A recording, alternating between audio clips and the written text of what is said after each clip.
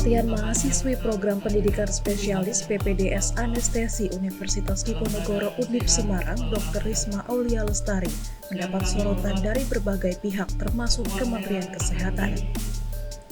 Hasil investigasi Kemenkes mengungkapkan adanya dugaan bahwa korban dipalak oleh seniornya dengan jumlah yang sangat mengejutkan, yaitu mulai dari 20 hingga 40 juta per bulan. Dekan Fakultas Kedokteran Undip Semarang, Yan Wisnu Prajuko menyatakan kampusnya berkomitmen untuk membuka investigasi seluas-luasnya dan sedalam-dalamnya agar kasus kematian Dr. Risma Aulia dapat terungkap dengan jelas.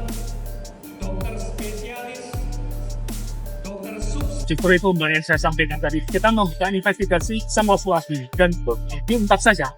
Kami pun berkomitmen bila ada pelaku disanksi seberat-beratnya. Tapi seperti kita tahu dipalak itu kan berarti ada yang dipalak, ada gerakan yang dipalak, dan uang yang dipalak itu masalahnya dulu masuk ke kantong yang ngomong.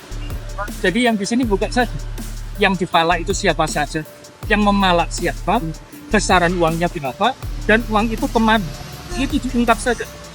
Kami tidak akan aktivitas dan kami berangkat untuk bersama untuk memberikan dan kami masih proses melihatnya.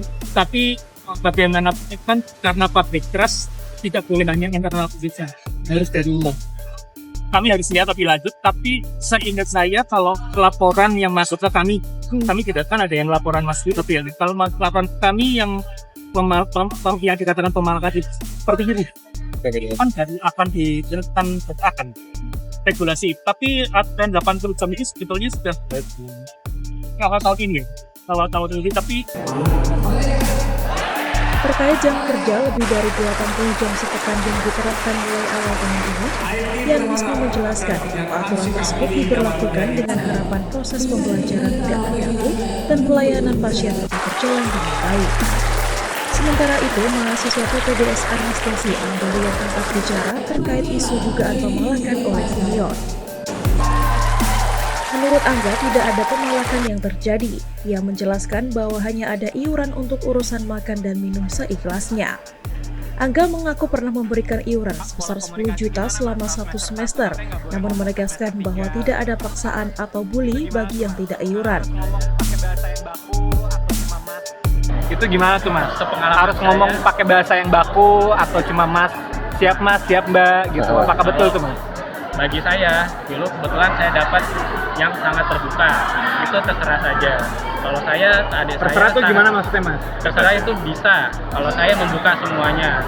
Ya karena apa? Karena ketika pemeriksaan, kenapa kadang-kadang sulit diajak komunikasi? Karena kita lebih fokus dan kita sulit diajak komunikasi. Jadi juniornya mungkin segan bicara. Tapi kalau situasinya sudah tenang, pasiennya sudah aman, komunikasi tentu ada.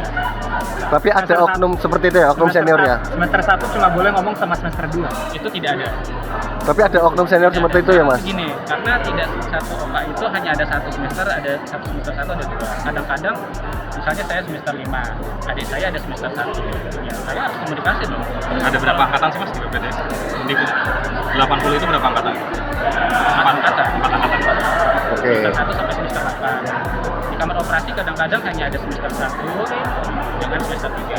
Ya kan kita harus bicara semester 1 dan semester 5. Kan tidak mungkin tidak bicara. Ya, terus diem-dieman. Sementara semester 2-nya mungkin lagi memang tidak dibuka. Bukan diem-dieman mas, tapi juniornya memang nggak boleh ngomong. Bukan diem-dieman. Juniornya mungkin pengen ngomong, bicara sama senior. Namanya kan proses pendidikan, transfer ilmu kan. Nggak mungkin lah junior nggak nanya-nanya. Tapi kan masalahnya yang junior ini cuma boleh ngomong sama semester 2. Ya, Dan itu kalau ngomong sama semester 3, dia dibully. Ini hasil investigasinya Kemenkes bicara seperti itu. Jadi sekarang keluarga juga ada yang ngomong seperti itu. Nah, maksud saya adalah kalau misalkan memang ada temuan seperti itu, silakan diproses. Kita sangat terbuka. Gitu. Kalau Bapak bertanya pada pengalaman saya, alhamdulillah saya ke adik saya juga open dan adik saya ke saya juga sangat open.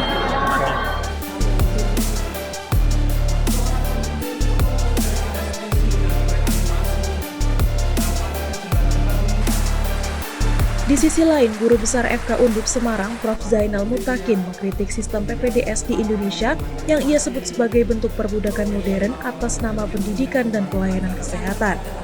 Prof. Zainal menyatakan bahwa mahasiswa PPDS bekerja untuk pelayanan rumah sakit tanpa menerima gaji, meski hasilnya dimanfaatkan oleh rumah sakit.